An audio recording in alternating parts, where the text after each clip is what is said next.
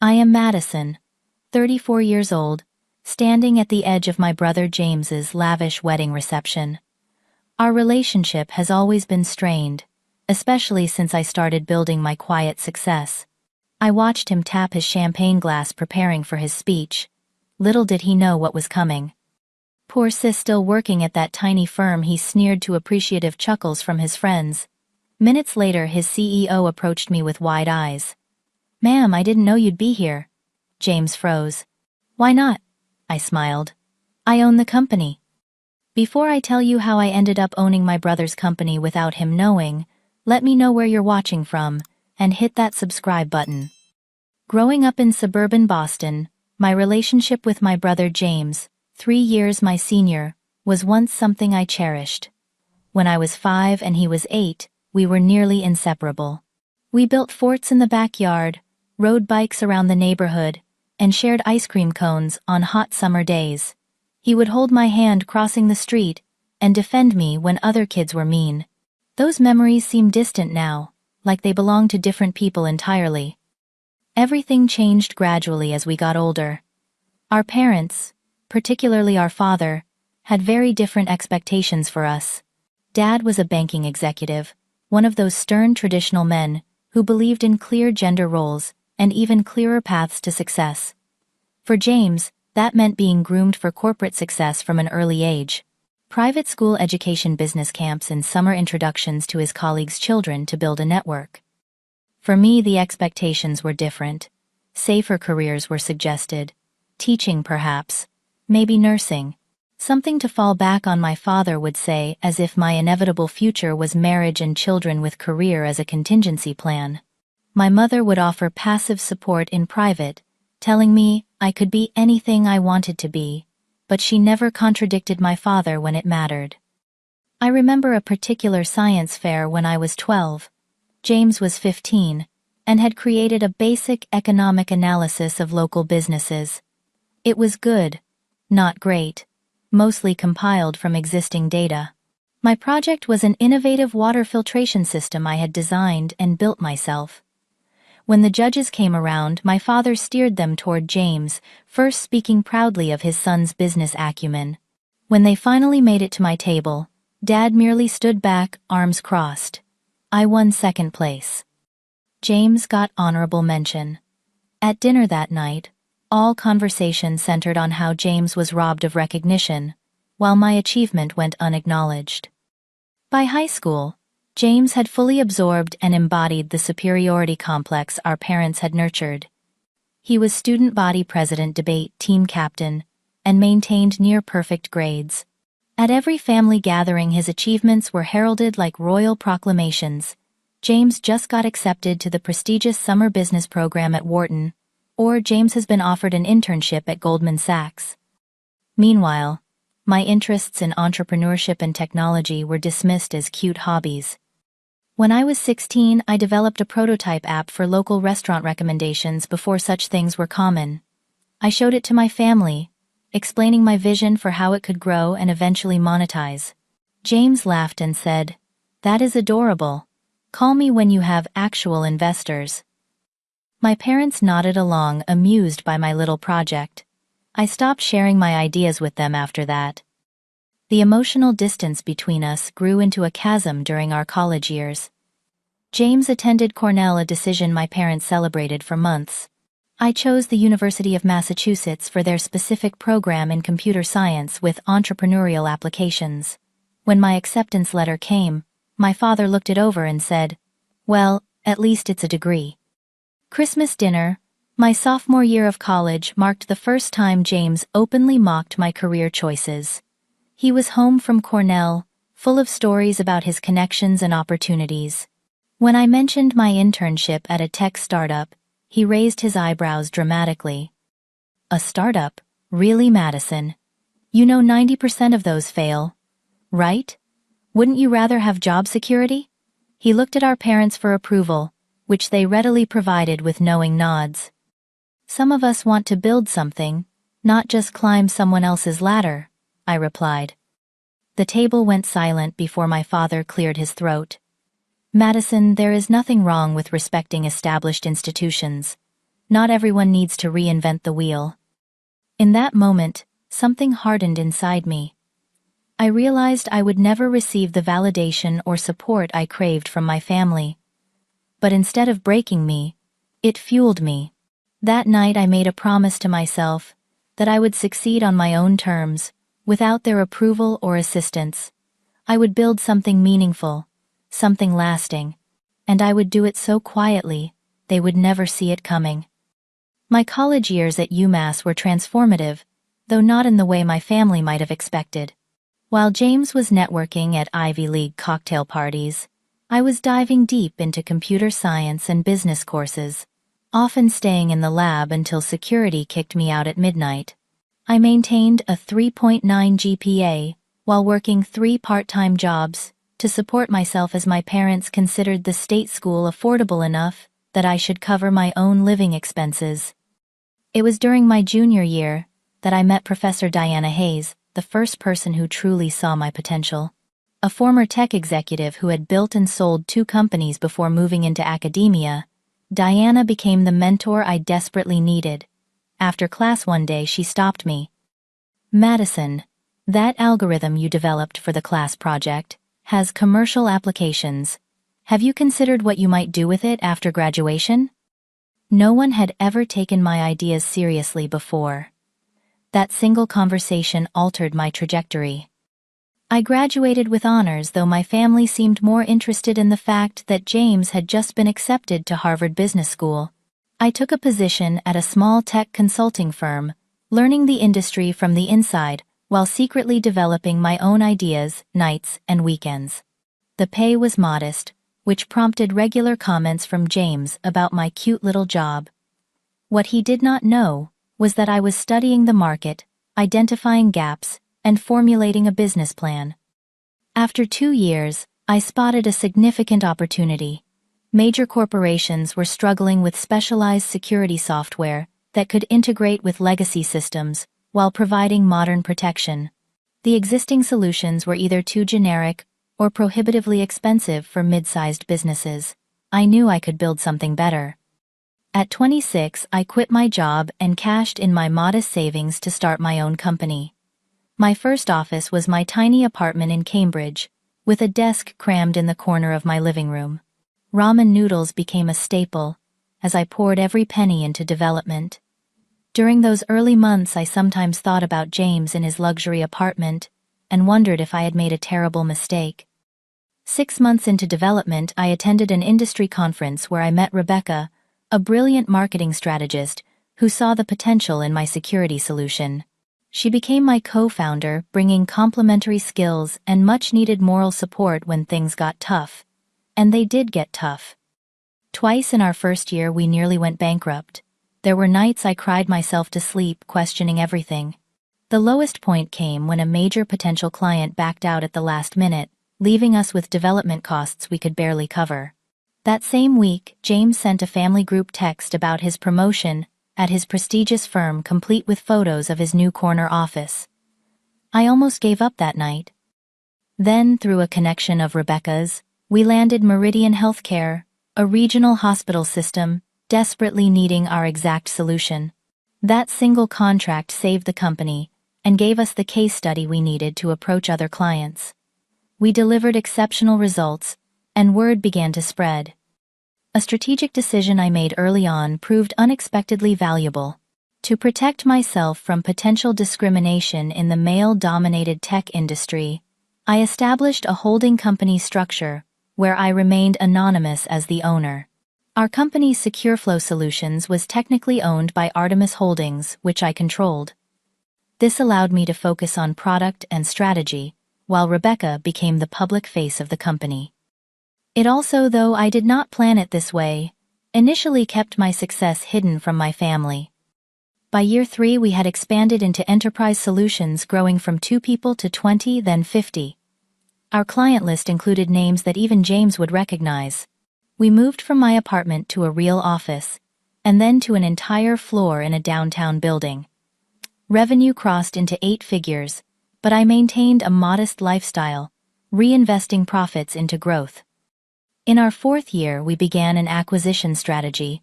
identifying complementary businesses that would enhance our offerings. It was during due diligence for our largest acquisition, yet a conglomerate with multiple tech subsidiaries, that I discovered something surprising. One of the subsidiaries, Pinnacle Systems, was my brother's employer. I spent days deliberating what to do. The acquisition made perfect business sense regardless of this personal connection.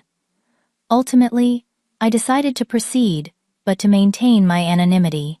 There would be no operational changes at Pinnacle that would affect James, and he would never need to know who signed his ultimate paychecks. Now, at 34, my company employs over 200 people, across 3 states. We hold contracts worth millions, with Fortune 500 companies. Our company culture, built on innovation and respect, stands in stark contrast to the hierarchical environments James has always thrived in. While he climbed corporate ladders, I built my own building. Yet through all this growth, I maintained my privacy. My parents still thought I worked at some tech company, a deliberate vagueness I never corrected. James still made dismissive comments about my career at family gatherings, and I let him, knowing that sometimes success speaks loudest when revealed at the right moment. While I was building my company from nothing, James was following the traditional path our father had laid out for him. After Harvard Business School, where he made sure everyone knew he had graduated from Cornell, before that he entered the corporate world with a sense of entitlement that was palpable. He joined Reynolds Financial first, then moved to Pinnacle Systems 2 years later, always chasing bigger titles and salaries. James has always been obsessed with status symbols and appearances. His social media became a carefully curated showcase of his success. Pictures of his BMW with the caption, "New toy for the quarter's top performer." Check-ins at exclusive restaurants. Vacation photos from 5-star resorts in the Maldives. Each post designed to elicit envy and admiration. What was notably absent were any mentions of meaningful work or positive impact. Family dinners became platforms for his monologues about corporate achievements. He would dominate conversations, dropping names of executives he had briefly met, describing meetings where he claimed to have been instrumental in decision-making. My parents would listen with rapt attention, occasionally glancing at me, as if to say, "Why can't you be more like your brother?" What James never realized was how transparent his exaggerations were to someone who actually ran a business. He would claim credit for initiatives that clearly came from senior leadership. He would describe his role in ways that made entry-level analysis sound like executive strategy. I would sit quietly nodding at appropriate intervals, occasionally catching my mother's eye and sharing a brief knowing look. She might not understand business, but she understood her son's tendency to embellish. There was a particularly uncomfortable Thanksgiving 3 years ago, when James decided to directly belittle my business in front of extended family. We were all seated around my parents' dining table when Aunt Patricia innocently asked how my work was going. Before I could answer, James interjected. "Madison's still playing entrepreneur with her little security thing. How many employees do you have now?" 10, 15. He knew perfectly well I had never disclosed the size of my company to the family. "We're growing steadily," I replied neutrally. "Well, at Pinnacle, we just signed a $20 million contract with Universal Banking. That is how the big boys do business." He raised his wine glass in a mock toast. What James did not know was that Universal Banking was also our client, and the security infrastructure his company was integrating with was actually built by mine. I smiled and took a sip of water. As I quietly expanded my business empire, I came to a startling realization through industry connections. James's company, Pinnacle Systems, had become a subsidiary of one of my acquisitions. The irony was almost too perfect. My brother, who had spent his life looking down on my career choices, now unknowingly worked for me. For business reasons and professional integrity, I chose not to reveal this connection. The situation became even more ironic when James received a promotion to Director of Client Relations. He called our parents immediately, who then called me, insisting I congratulate him. During our stilted phone conversation, he boasted about how he had impressed the owner with his initiative on a key project. I knew for a fact that the initiative he described had been a directive from my executive team, implemented with considerable resistance from middle management at Pinnacle, including James. "The owner must really see your potential," I said, managing to keep my voice even. "Well, some of us know how to make an impression in the real business world," he replied. "Not everyone can handle this level of pressure and responsibility." I bit my tongue and congratulated him again. When James got engaged to Allison, daughter of my parents' longtime friends, the wedding quickly became another showcase for his supposed success. Every decision from the venue to the guest list was calculated to impress. He made sure his corporate connections knew about his promotion, the size of his new house, and his plans to join the country club. The wedding itself would have 300 guests, including several executives from Pinnacle. "My boss and his wife are coming," he told me during a family dinner 6 months before the wedding. "Walter Kingsley, the CEO. He rarely attends employee functions, so this is a big deal." I nearly choked on my water. Walter Kingsley was my CEO, hired by me 2 years prior to run the day-to-day operations of our expanding company. Walter knew exactly who owned the business, though we had agreed to maintain my privacy for strategic reasons. "That is impressive," I managed to say. "I look forward to meeting him." "As if you will have anything to talk about with someone at his level," James scoffed. "Just try not to embarrass me by talking about your little company." I nodded, already contemplating the uncomfortable situation ahead. I had 2 choices: skip the wedding and avoid the potential drama, or attend and risk having my carefully maintained privacy shattered. For a moment, I considered telling James the truth before the wedding, but I knew his reaction would likely be volatile and could affect his performance at work. Despite our personal differences, I had always maintained a strict policy of separating family issues from business decisions. In the end, I decided to attend. I would have a discreet conversation with Walter beforehand to ensure he understood the situation. Professional integrity would have to take precedence over personal vindication, no matter how tempting the latter might be. 6 months before the wedding, an elaborate invitation arrived at my condo. Thick cream cardstock with gold foil lettering announced the union of James Alexander Montgomery and Allison Elizabeth Crawford at the prestigious Rosewood Hotel in downtown Boston. The invitation suite included separate cards for the ceremony, reception, and Sunday brunch, along with accommodation recommendations at the 5-star hotel. Everything about it screamed excess and status, seeking perfectly aligned with James's personal brand. My first instinct was to decline. Years of subtle and not-so-subtle humiliation at family gatherings had left me wary of any event centered around James. But then, my phone started ringing. My mother called daily for a week. "Madison, please. It would break my heart if you weren't there. He is still your brother, regardless of your differences," she pleaded, during our 5th conversation on the topic. "Mom, you know how he treats me. Every family gathering becomes an opportunity for him to put me down. He is just competitive. Deep down he loves you, and it would mean so much to me and your father." Eventually, I relented, knowing that refusing would only create more drama and potentially hurt my mother, who was caught in the middle of our strained relationship. Once I confirmed my attendance, the next challenge was deciding what to wear. This required strategic consideration. I needed something appropriate for the formal occasion that would not draw attention or give James any ammunition for criticism. After careful deliberation, I selected a midnight blue dress from a high-end designer, elegant but understated. I scheduled a hair appointment at a salon, known for sophisticated styles rather than trendy ones. Every choice was calculated to help me blend in while maintaining my dignity. I wanted to appear successful enough to avoid pity, but not so successful as to threaten James's spotlight. The week before the wedding, I called Rebecca to discuss how to handle potential business disclosures. "Walter will be there," I explained. "If he recognizes me, which he likely will, it could create an awkward situation." "Just email him," Rebecca suggested. "Give him a heads up that you will be there as the groom's sister and would prefer to keep business separate from the family event." I followed her advice sending a carefully worded email to Walter. His response was prompt and understanding. Your privacy has always been respected at the company, and this situation will be no different. I will take my cues from you if we interact at the event. I arrived in my hometown the day before the wedding. The rehearsal dinner that evening was the first major hurdle. Held at an exclusive country club, the event was typical James, designed to impress and intimidate.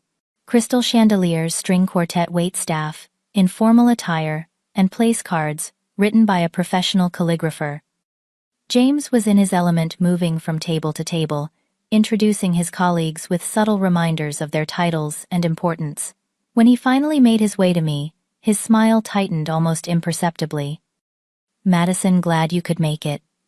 The words were right, but his tone made it clear I was an obligation rather than a welcome presence. "Congratulations, James. Everything looks beautiful." "Yes, well, when you reach a certain level professionally, these connections become important." He gestured vaguely toward a group of men in expensive suits. "Some of my colleagues from Pinnacle are here. Try not to bore them with talk about your little business." Before I could respond, he was called away by his future father-in-law. I remained at my table sipping champagne and observing the interactions around me. Walter Kingsley entered with his wife about half an hour later. He scanned the room, nodded slightly when he saw me, but made no move to approach. He had understood my email perfectly. Throughout the evening, I watched my parents fawn over James's professional connections. They introduced themselves as James's parents with unmistakable pride, engaging his colleagues in lengthy conversations while barely acknowledging my presence. The familiar feeling of invisibility crept over me, the same feeling I had experienced at countless family events throughout my life. By the time I returned to my hotel room, my composure was wearing thin. I sat on the edge of the bed, hands shaking slightly, fighting back tears of frustration. Years of therapy had helped me understand that my family's approval was not necessary for my self-worth, but old wounds still had power to hurt. That night, I had a minor panic attack, something that had not happened in years. The prospect of facing another day of James's condescension while maintaining my secret felt suddenly overwhelming. I called Diana, my mentor from college, needing her steady perspective. "I could just not go," I said after explaining the situation. "You could," Diana agreed. "But would that bring you peace, Madison? Or would you be giving him power over you again?" She was right, of course. Skipping the wedding would be allowing James to dictate my choices once more. We talked for almost an hour, Diana reminding me of how far I had come, of the strength I had developed through building my business against all odds. Before going to bed, I made a decision. I printed out an important contract that needed my signature, one that would finalize our expansion into European markets. If things became unbearable at the wedding, having this tangible reminder of my true accomplishments would help ground me.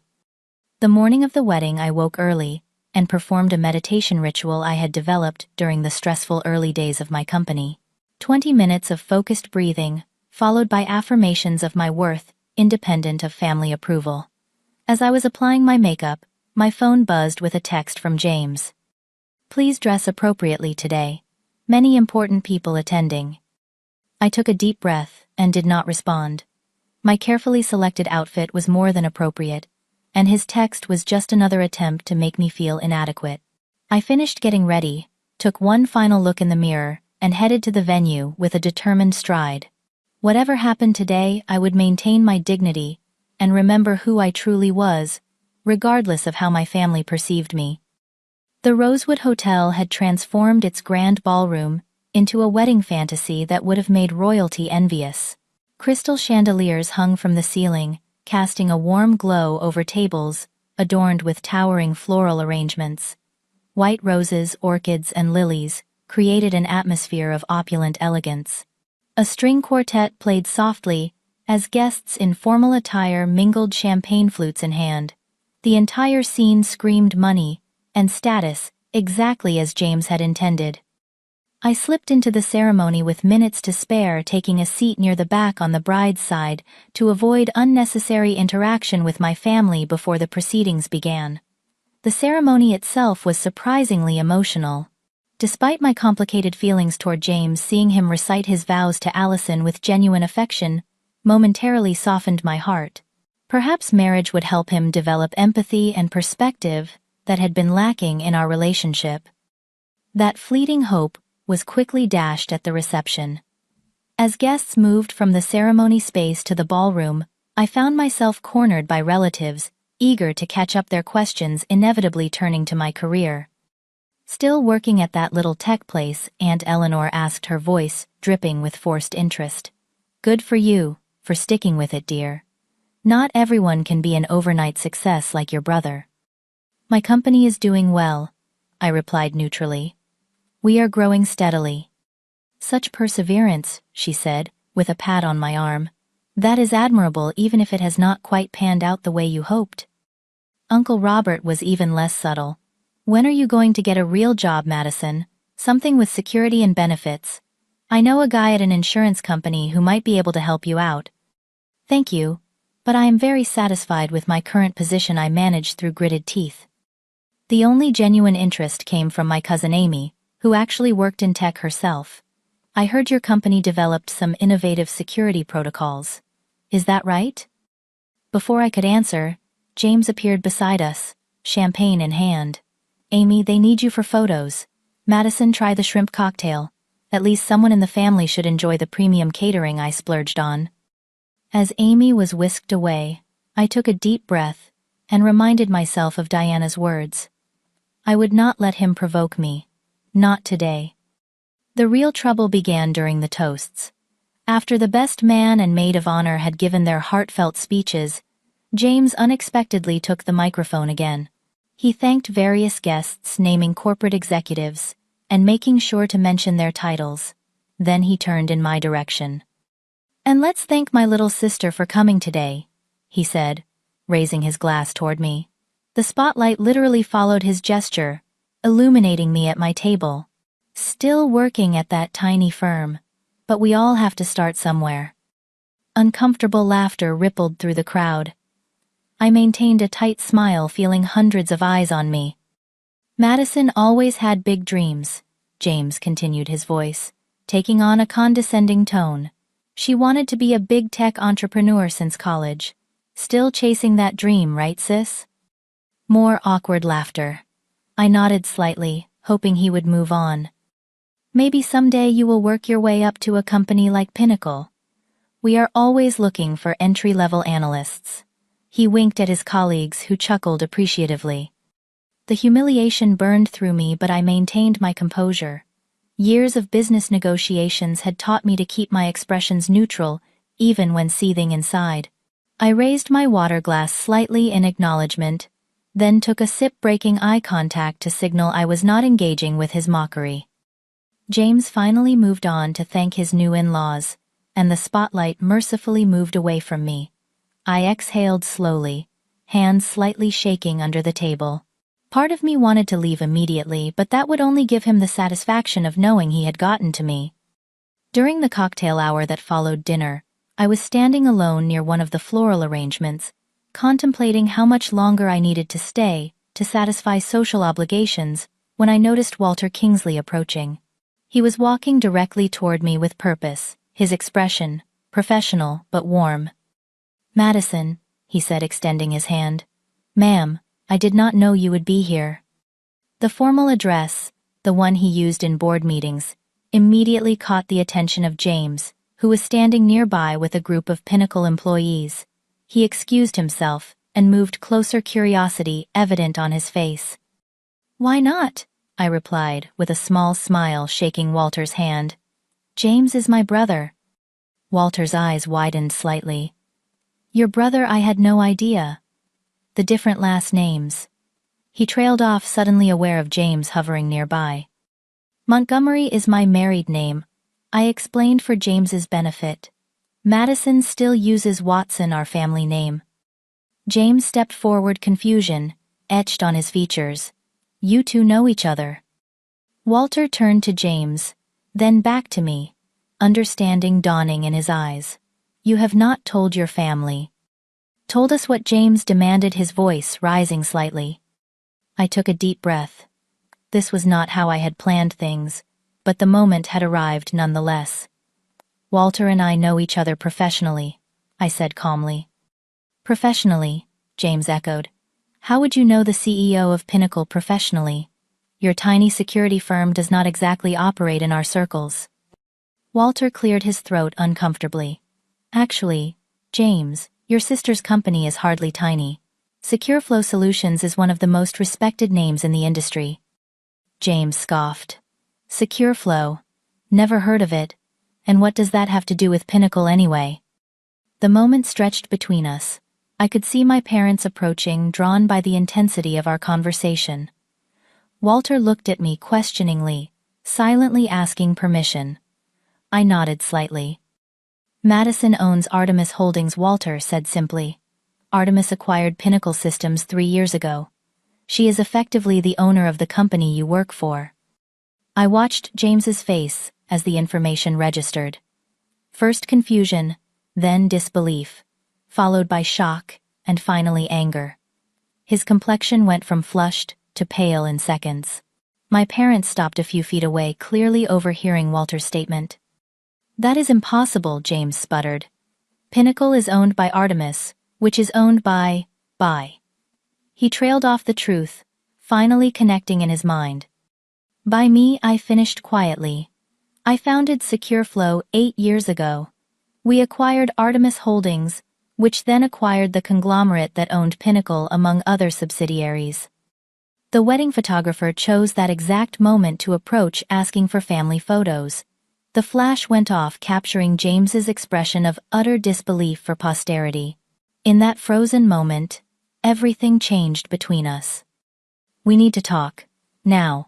James's voice was low and controlled, but I could hear the fury simmering beneath the surface.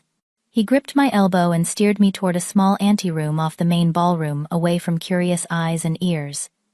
Once the door closed behind us, he exploded. What the hell? Madison, you bought my company, and did not tell me. Were you spying on me? Trying to sabotage my career?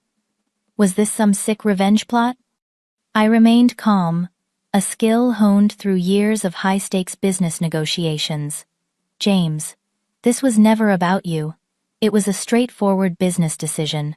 Pinnacle was part of a larger acquisition that made strategic sense for my company. Bullshit. He ran his hands through his perfectly styled hair, disheveling it.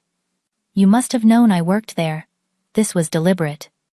I discovered you worked at Pinnacle during due diligence, after we had already decided to move forward with the acquisition, I explained truthfully.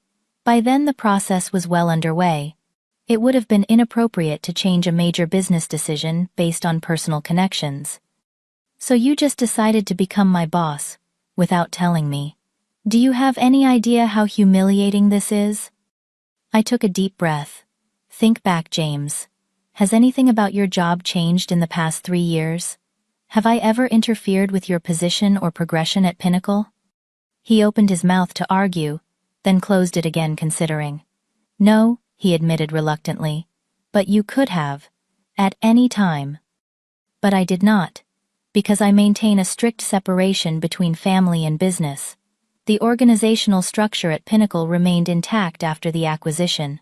Your promotions, your projects, your team, all of that has been based entirely on your own performance and the decisions of your direct management. The door opened and Walter Kingsley stepped in cautiously. Excuse me, but I thought I might be needed here. James turned on him immediately. Did you know about this the whole time? Were you laughing behind my back? Walter shook his head. I knew who owned the company, yes. That is my job as CEO. But Madison has been absolutely clear from day one that her connection to you should never influence company decisions regarding your employment. In fact, she specifically instructed that you were to be evaluated solely on your merits. Nothing more, nothing less. James looked between us, his anger giving way to confusion. So, my promotion last year. was entirely based on your performance and recommendation from your department head, Walter confirmed. Madison never weighs in on individual personnel decisions below executive level. That is not her management style. Some of the tension left James's shoulders, but his expression remained troubled. Why keep it secret then? Why not just tell me? I sighed. Would you have believed your success was your own if you had known? Or would you have always wondered if your sister was pulling strings? I was protecting your sense of accomplishment, James. The door opened again, and our parents entered. My father's face was thunderous. What is going on here, James? Your guests are wondering where you've disappeared to. And what is this we're hearing about Madison owning a company? Not just a company, Dad, James said bitterly. My company. Apparently my little sister is the big boss of Pinnacle Systems. Has been for 3 years. My mother gasped softly. My father turned to me, eyes narrowed in disbelief. Is this true? I straightened my shoulders. Yes. I founded a security software company 8 years ago. We've grown significantly. Pinnacle became one of our subsidiaries through an acquisition 3 years ago. And you never thought to mention this, my father demanded. When would have been a good time? I asked quietly. When you were praising James's corporate accomplishments at Thanksgiving, or when you were explaining to Aunt Patricia that my computer hobby was just a phase. The accusation hung in the air. My mother stepped forward, surprising me by taking my hand. Madison, I had no idea. All this time you've been building something substantial, and we never asked. I finished for her. Never showed interest beyond polite inquiries that immediately turned back to James. A commotion outside the door indicated more family members were gathering. The antechamber door opened again, revealing several curious relatives, including Aunt Eleanor and Uncle Robert. Behind them I could see Allison approaching, concern evident on her face. What's happening? She asked, looking at James. Everyone's wondering where you went. Just a small family revelation, James replied tightly. Apparently my sister is some sort of secret tech mogul who owns Pinnacle. Allison's eyes widened as she looked at me with new appreciation. You own SecureFlow. My company uses your security protocols. They're the industry standard. This unexpected validation from my new sister-in-law seemed to affect James more than anything else had. He looked at Allison, then back at me, reassessing. You really built all that yourself? He asked, his tone softer. From nothing. With a lot of hard work and a great team, I nodded. But yes, from nothing. The extended family murmured in surprise. Aunt Eleanor, who had dismissed my career earlier now, looked thoroughly embarrassed. Uncle Robert stared at his shoes. Walter, sensing an opportunity to ease tensions, approached me discreetly. I know this is a personal moment, but I wanted to mention that the European expansion contract is ready whenever you have time to review it. No rush, of course. James overheard. European expansion. Despite everything, I could see professional interest spark in his eyes. Yes, I said. We're establishing operations in 3 European countries next quarter. A complex series of emotions crossed James's face. The professional in him was clearly impressed, even as the brother in him struggled with this new reality, where his little sister was far more successful than he had ever imagined. My mother, always sensitive to social awkwardness, stepped in.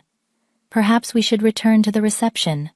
This is still James and Allison's wedding day. She was right.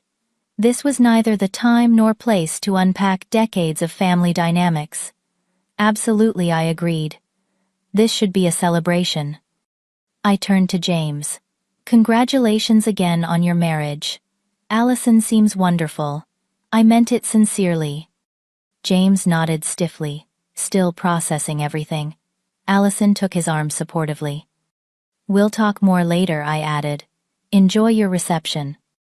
As the others filed out, I decided it was time for me to make a graceful exit. I had never intended to overshadow James's wedding day, and staying would only create more tension and distract from the celebration. I caught my mother alone for a moment near the door. Mom, I think I'm going to go. Madison, please don't, she said, genuine emotion in her voice. We have so much to talk about. And we will, I promised. But today is about James and Allison. We can have dinner next week, just you and me. She hugged me tightly, perhaps the most genuine embrace we had shared in years. I'm proud of you, she whispered. I should have said that long ago.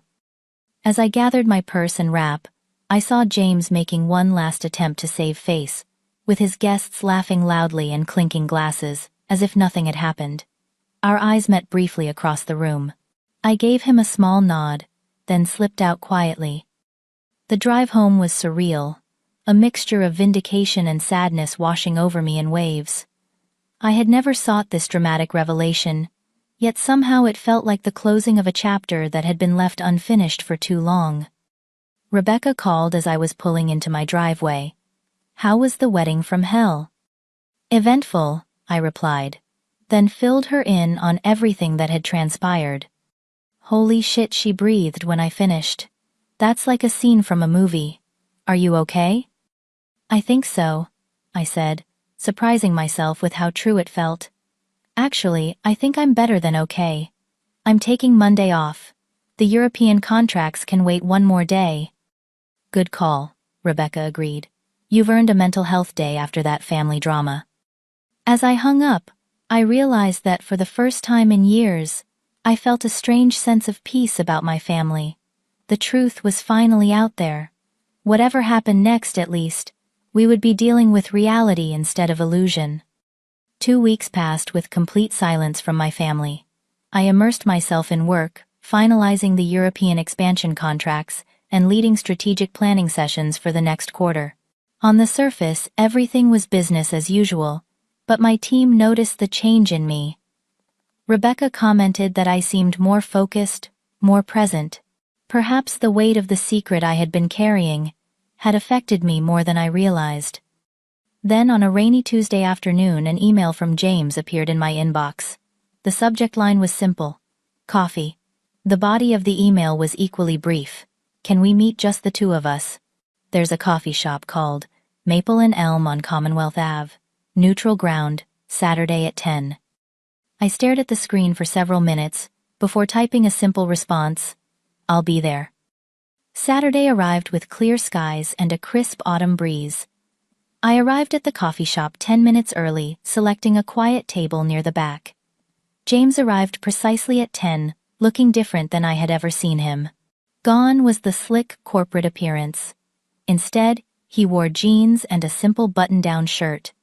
His hair wasn't perfectly styled, and he seemed to have lost a little weight. The awkwardness was palpable as he approached. Thanks for coming, he said, sliding into the chair across from me. Of course, I replied. We ordered coffee and sat in uncomfortable silence until our drinks arrived.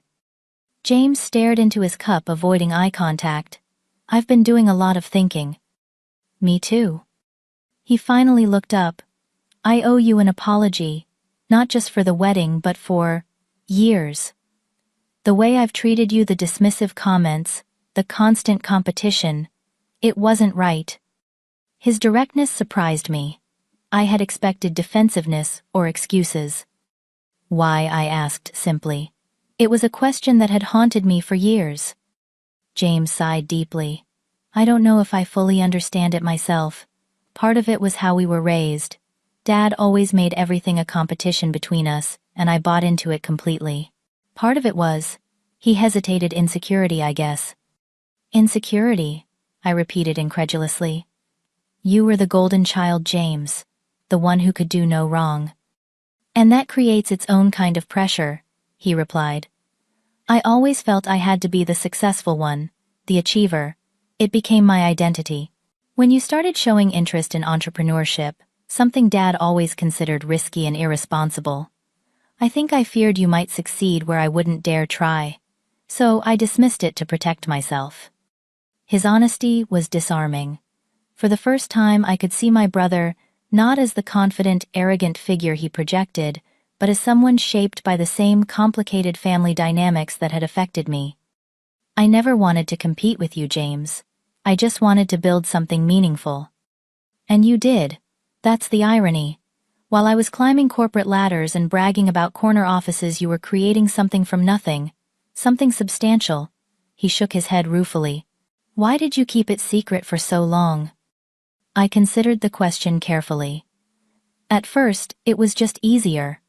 The company was small, struggling, and I didn't want to deal with Dad's skepticism or your mockery. Later, when we started to succeed, I realized I enjoyed being evaluated on my work alone, not as Richard Watson's daughter or James Watson's sister. The anonymity became freeing. And after you acquired Pinnacle? That was complicated, I admitted. Part of me worried it would undermine your confidence if you knew. Another part. Maybe I was waiting for the right moment. Some sign that you might actually be proud of me, rather than threatened. James nodded slowly. I understand better than you might think. But Madison, for what it's worth, I am proud of what you've built. Impressed, actually.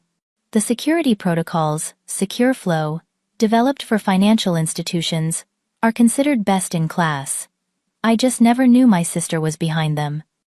We talked for hours, unraveling years of misunderstandings and competition. James told me about his early admiration for me, that had twisted into rivalry under our father's influence. I shared stories of the early days of my company, the failures and near bankruptcies that had shaped my leadership style. For the first time in our adult lives, we were having a real conversation. How is Mom taking all this? I asked eventually. She's been calling me daily, mostly to tell me what an idiot I've been. James smiled slightly. She wants to have a family dinner next Sunday. She's been reading everything she can find about SecureFlow and Artemis Holdings. And Dad? James's expression sobered. He's processing.